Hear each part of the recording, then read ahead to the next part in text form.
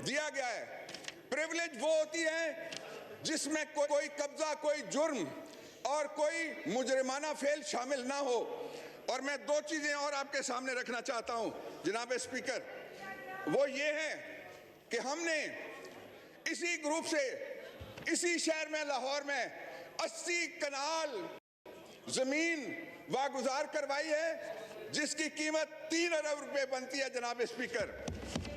इसी कब्जा ग्रुप से हमने 1000 कनाल शेखुपुरा में जमीन बरामद करवाई है जिसकी कीमत 7 करोड़ रुपए है।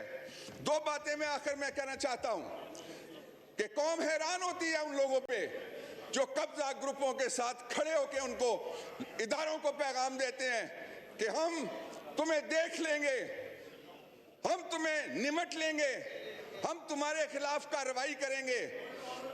कोई अगर किसी जगह कोई जरा सा भी कानून का ख्याल है, अगर किसी जगह पे कोई जरा सा भी एहतराम है सरकारी जमीनों का, तो कब्जा ग्रुप के साथ किसी को खड़ा होने की इजाजत नहीं होनी चाहिए।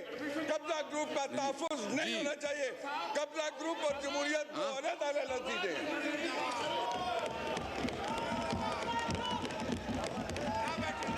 रूल्स की बात करें बाबर साहब, रूल्स की बात करें प्लीज। रूल्स के मुताबिक रूल्स की बात करें। मैंने रूल 97 पढ़ा है। रूल्स की बात करें प्लीज, रूल्स की बात करें। रूल्स के मुताबिक रूल 97 इजाजत नहीं देता इस मोशन की। ये प्रिविलेज मोशन नहीं है, ये जुराइम का तहफ़्फ़ुज़ है, ये चोरी का लूटा हुआ बरामदगी के खिलाफ तहरीक है, इसलिए इसको मुस्तरद किया जाए मोशन को। जी आप। और दूसरा ये सब कोकर साहब आप अपना एक्सप्लेन करें। कोकर साहब, मोहम्मद अफजल कोकर, और प्लीज अपना और हुकूमत किसी जत्थे से मुतासर नहीं होगी। नहीं, कोई तरीका नहीं है।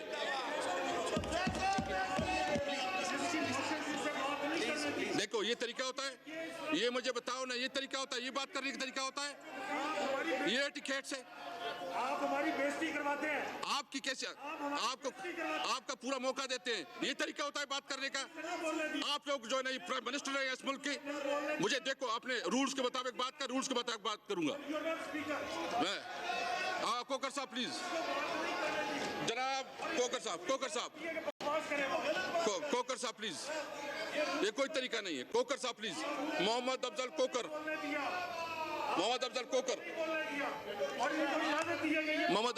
साहब प्लीज।